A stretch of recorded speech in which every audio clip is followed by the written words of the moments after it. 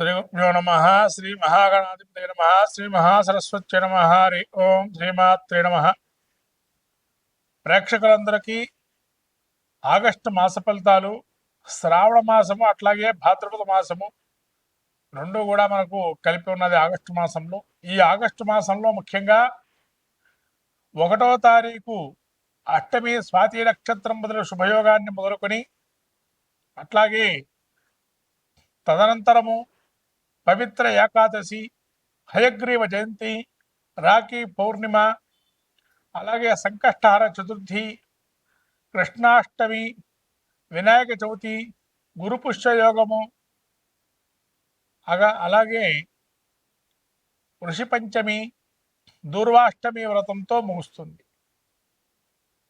అలా మహత్తరమైనటువంటి రోజులు ఈ శ్రావణ మాసం, అట్లాగే భాద్రపద మాసం చివరిలో ఉంది. ఆగస్టు చివరిలో భాద్రపదం మొదలవుతుంది. మహత్తరమైన రోజులు. దీక్షా క్రమం వ్రతాధికాల్లో ఎక్కువగా మనము ఈ శ్రావణ మాసంలో మొదలు పెట్టుకుంటాము. కాబట్టి ఇక్కడి నుంచి మహాలక్ష్మి ఆరాధన అంటే ఆ యొక్క లక్ష్మీ అమ్మవారి అనుగ్రహం కలగాలి. వైశాఖ మాసం, జ్యేష్ఠ మాసంలో విష్ణుమూర్తి అనుగ్రహం, అట్లాగే లక్ష్మీదేవికి శ్రావణ మాసము, భాద్రపదంలో గణపతి, అట్లాగే ఆశ్వీజంలో దుర్గా, అట్లానే మనకు కార్తీకంలో ఈశ్వరుడు, మార్గశీర్షంలో మళ్ళీ విష్ణుమూర్తి, శక్తి, అలాగే మళ్ళీ జనవరి అంటే పుష్యమాసంలో సూర్యనారాయణ స్వామి. ఇలా ఆ యొక్క సమాంతరమైన ఫలితాలు అనేక మాసంలో ఉన్నాయి.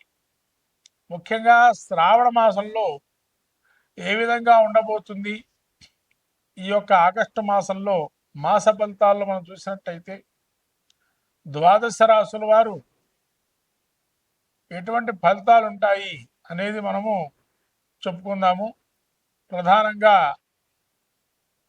ఈ యొక్క మేషరాశి వారికి ఏ విధంగా ఉండబోతుందో ఈ యొక్క శ్రావణ భాద్రపద మాసాదుల్లో ఆగస్టు మాసంలో ఫలితాలు చెప్పుకుందాము. తులారాశి వారికి ఆగస్టు నెల, భాద్రపద మాసం, శ్రావణ మాసం ఏ విధంగా ఉండబోతుంది. చిత్తా నక్షత్రం 3-4 పాదాలు, స్వాతి నక్షత్రం 4 పాదాలు, విశాఖ నక్షత్రం 1, 2, 3 పాదాలు తులారాశి. ఈ తులారాశి యొక్క గ్రహస్థితి చూసినట్టయితే ఏ స్థానంలో కుజుడు, పంచమ స్థానంలో రాహు, షష్టంలో వక్రగమంలో శని, అష్టమంలో గురు శుక్రులు, అలాగే 9లో బుధుడు, రవి, తదుపరి 10వ స్థాన సంచారం కేతువు, ఏకాదశంలో కేతువు. ఈ విధంగా ఉన్నారు రవి కేతువులు. వీరి యొక్క గ్రహస్థితి చూసినట్టు ఈ విధంగా ఉంది. ఏ విధంగా ఉండబోతుందయ్యా వీరికి తులారాశి వారికి అని అంటే, ఈ కుజుడు ఎప్పుడైతే 12లో వచ్చాడో శారీరక శ్రమ ఎక్కువ కావటం, తద్వారా బాధలు విపరీతంగా ఉండటము, అంటే శరీరం సంబంధించి తలనొప్పులు కానీ, అధికమైనటువంటి వేడి కలిగి ఉండటము, కొంత భయాందోళనలు, అధికారుల వల్ల ఏమైనా జరుగుతుందా అనేటువంటి విషయం, కొంత భయం అనేటువంటి ఉండడము, మనోదుఖము, అనుకున్న పనులన్నీ సాకారంగా కొన్ని ఉంటాయి కానీ ముందు దాకా వచ్చి ఆగిపోవటము, అకాలమైనటువంటి భోజనము, అధికమైన కష్టాలు సంభవించటము, కుజుడి వల్ల కొన్ని ఇబ్బందులు కలగటం జరుగుతుంది. ప్రయాణాల్లో కూడా కొంత ఎక్కువగా చేయటము, తద్వారా ఇబ్బందులు పడడం అవకాశం ఉంది.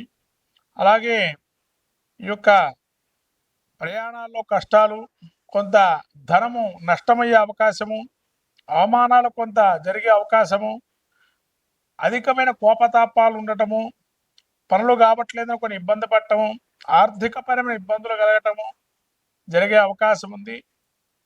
నరాలకు సంబంధించిన బలహీనతలు ఉండటము, కొంత బలాన్ని చేకూరకపోవటము, అట్లానే వేదాంత చర్చ, గోష్ఠి, ఆధ్యాత్మికత భావనలకు పెరగటము, అట్లాగే బంధుమిత్రాదులతో కూడా అనుకూలమైన అంశంగా మారటము, చేయి వృత్తి వ్యాపారాల్లో యోగప్రదంగా ఉండటము, కొంత నూతన పరిచయాలు ఏర్పడటం, బంధుమిత్ర సమాగమం ఉండటము, దూర ప్రాంతానికి కొన్ని మంచి వార్తలు వినటము, అలాగే వివాహాది శుభ కార్యక్రమాలు హాజరు కావటము, అలానే కొన్ని కళ్ళయందు ఆసక్తి చూపటము, ఇలాంటి చాలా యోగప్రదంగా ఉన్నాయి. ఏకాదశంలో కేతు ఉండడం వల్ల కొంత సానుకూలంగా ఉంది, పనులు జరిగే అవకాశం ఉన్నది. కొంత ధన నష్టం జరిగినా పనులు సాఫీగా జరిగిపోతాయి. ఇంతకన్నా వేరే పరిష్కారం లేదనుకోవటము, తద్వారా మంచి ఫలితాలు పొందటము. అలాగే దశమంలో బుధుడు ఏదైతే ఉన్నారో కొంత కష్టము ఉన్నా కూడా ఆయన దాన్ని సమకూర్చి నిలబట ఓర్పు స్థానంతో ఉండడము, కార్యక్రమాలు సఫలీకృతం కావటము ఇవి జరిగే అవకాశం ఉంది. ముఖ్యంగా ఈ యొక్క తులారాశి వారికి అవయోగంగా ఉండేటువంటి గ్రహం ఏదైనా ఉందయ్యా అంటే కొంత బుధుడు అవయోగాన్ని ఇస్తున్నాడు. అయినా కానీ దశమంలో ఉండి ఏకాదశంలో సంచారం చేస్తున్నాడు. రాబోయే కాలము వీరికి కుజుడే ప్రత్యేకంగా అవయోగాన్ని ఇస్తూ శని కూడా అవయోగాన్ని ఇస్తున్నాడు. ఈ శని అవయోగాన్ని ఏదైతే ఉందో వీటి నుంచి బయటపడటానికి కాలభైరవ అష్టకము, శివారాధన, గ్రామ దేవతారాధన చేయటం వల్ల మంచి ఫలితాలు ఉంటాయి. తద్వారా సఫలీకృతం జరుగుతుంది. ఈ విధంగా తులారాశి వారికి అవయోగం ఉండే గ్రహాలు కుజుడు, రాహు, శని వక్రగమనంలో ఉండడం వల్ల వీటికి శని ఆదివారాలు, శని కూడా శనివారము ఆదివారము తదేకంగా దానాలు కానీ చేసుకోవడం వల్ల మంచి ఫలితాలు ఉంటాయి. ఈ విధంగా తులారాశి వారికి యోగప్రదంగా ఉందని చెప్పవచ్చు. ఈ యొక్క 3 గ్రహాలే అవయోగాన్ని ఇస్తున్నాయి. మొత్తం మీద ద్వాదశ రాశుల వారు పరిస్థితి చూసినట్టయితే మిశ్రమ ఫలితాలు కొన్ని యోగాన్ని ఇస్తున్నాయి, కొన్ని అవయోగాన్ని ఇస్తున్నాయి. శ్రావణ మాసంలో ముఖ్యంగా మనకు వచ్చే హయగ్రీవ జయంతి అందరూ కూడా జరుపుకొని మన వేద విద్యలు కానీ విద్యా సంపదలను పెంచుకునే అవకాశాన్ని ఇవ్వండి.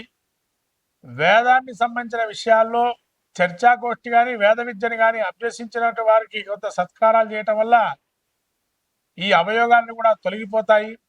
అలాగే రానున్న వినాయక చవితి రోజున చేయాల్సిన కార్యక్రమాలని చేసి గణపతిని యొక్క అనుగ్రహం పొందితే సలజ కార్యాలను కూడా సాధిస్తాం. కాబట్టి మహాలక్ష్మి అనుగ్రహం కలగాలని చెప్పి లక్ష్మీ ధ్యానం కానీ మంత్రం కానీ అయితే వరలక్ష్మి అమ్మవారి ప్రీతిగా మనకు తామర పూసల మాల కానీ తామర పూలతో పూజ చేయటం కానీ ఇంట్లో శుభ్రత అనేది పెట్టుకోవటం వల్ల లక్ష్మీ అనుగ్రహం కలుగుతుంది. ఇది ప్రత్యేకంగా చెప్పాల్సిన విషయం. శ్రావణ మాసంలో శుభ్రతను పాటించండి, మహాలక్ష్మి అనుగ్రహాన్ని పొందండి. గణపతి గరిక పెట్టండి, గణపతి అనుగ్రహాన్ని పొందండి. శుభం భూయాత్. శ్రీమాత్రే నమః.